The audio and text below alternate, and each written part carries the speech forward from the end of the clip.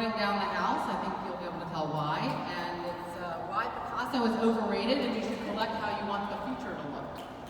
So, let's get started.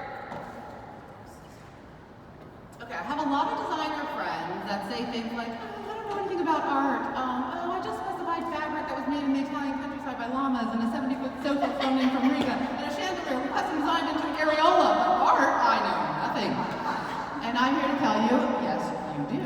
You stand in front of a painting or a sculpture and you feel something, that's it. That's art. Now, I do actually have a degree from Berkeley. What a wonderful place. They let me make up my own major. Postmodern theory in art and literature. So I feel perfectly qualified to give you Art Wolf Presents Modern Art, Eurocentric obviously, in 5 minutes. Okay, so I think most people feel they don't get it because they're looking for an answer. And when you look at modern art, a lot of questions pop in your head, like, is this a painting? What is this? What does it represent? Is there a point? If this happens to you, you got it. In modern art, the question is the thing. So basically, modern art started when the camera was invented. Before that, as you all know, we've been traveling to Europe and places that were built before America. European art was all representational, portraits by the aristocracy, religious scenes, realism. Then, when the camera could capture what's in front of us more accurately, it opened up the question, what is painting? That's the first question.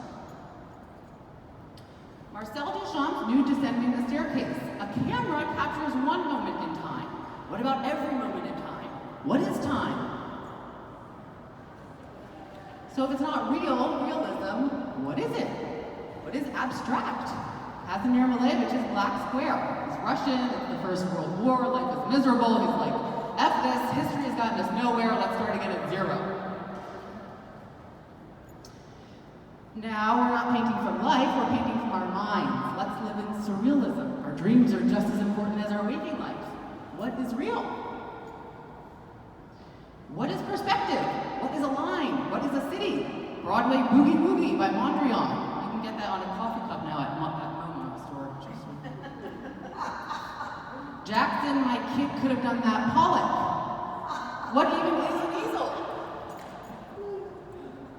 A poignant note from Hessel's book I'll make reference to later. Lee Krasner, an incredible abstract expressionist painter, she had that little husband, Jackson Pollock, and it wasn't until Pollock died and she moved her studio from the living room into the barn that her work took on this expansive quality. It's so often just about giving women the space. Okay, now we're getting to the 60s and 70s. We have all kinds of new printing technologies, mass distribution, no longer a world of single precious objects, but hundreds of objects, thousands. It's a new era. Modernism is over. What are we going to call it? Post-modernism. That literally means after modernism. A mixing of high and low. Now we have street art, mass media, comic books. My favorite tenet of postmodernism, or POMO as some of us call it, is every voice is valid. But it's still with the questions. What is capitalism? $170 million, just getting to the overrated part here. Is it the ultimate irony that Warhol's commentary on capitalism is now the highest amount of dollars paid for not even paint, but a screen print? Or is it simply a show of billionaires inflating their own assets by trading back and forth the same couple of names and capitalizing on female exploitation? Come on, Marilyn. $170 million. What is pop culture? 165 million, I can't even. All these desperate looking women. Liechtenstein, in case you didn't recognize that one. Okay, if every voice is valid, why are they still all white and male? So it wasn't until 2022 when I read Katie Hessel's book, The Story of Art Without Men. Thank you, Mom, for giving me the book. Where she points out that every art fair, museum collection, is still 90% male artists. And when I started walking these fairs, you start looking at the names. It is unbelievable. And then you start being able to identify what is male or female before you even look at the name. Okay, and I'm showing a picture of my son. This is his favorite book, and also to quell my mother's generation who says man-hater when you talk equal rights. I have grown inside my body 2 small white men, and I am married to a 3rd, all of whom I love very much. I have lots of white male friends. Then I started seeing this. The art auction market is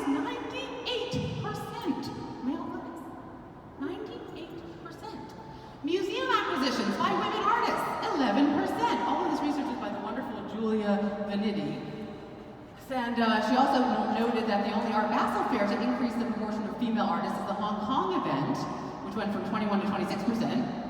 And not coincidentally, China is home to more than half the world's female self-made billionaires.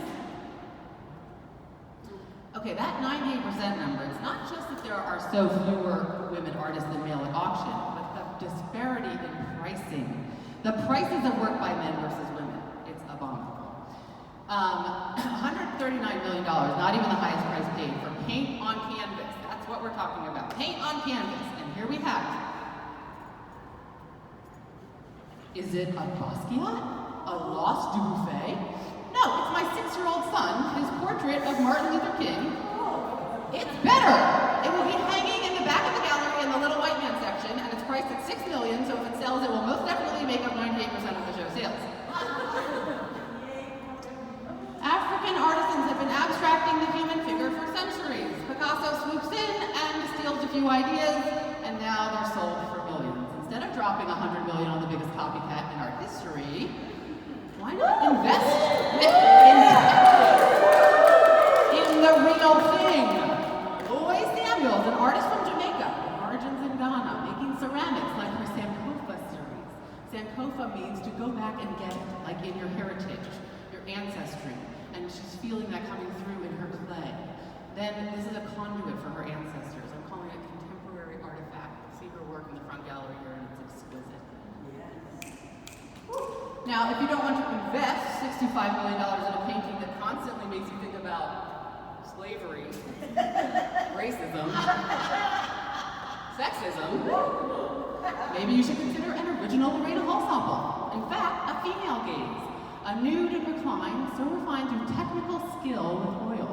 You may be familiar with her crowd series. This is not paint that has been swashbuckled onto the canvas or onto the floor, but rather the skill plus the tenacity and the pure talent that go into making a painting like this. You can feel in the quality of the outcome. Or an original Justina Blakeney. Dolce far niente, which is in Italian the sweet art of doing nothing. This is my favorite of hers in the gallery, the depth of color, the body language, the style. And by a woman, of a woman. You can have an art installation in your home with the female gaze triptych by Lopez, a street photographer and poetess who, to quote the artist, chases light into back alleys and onto cliff sides.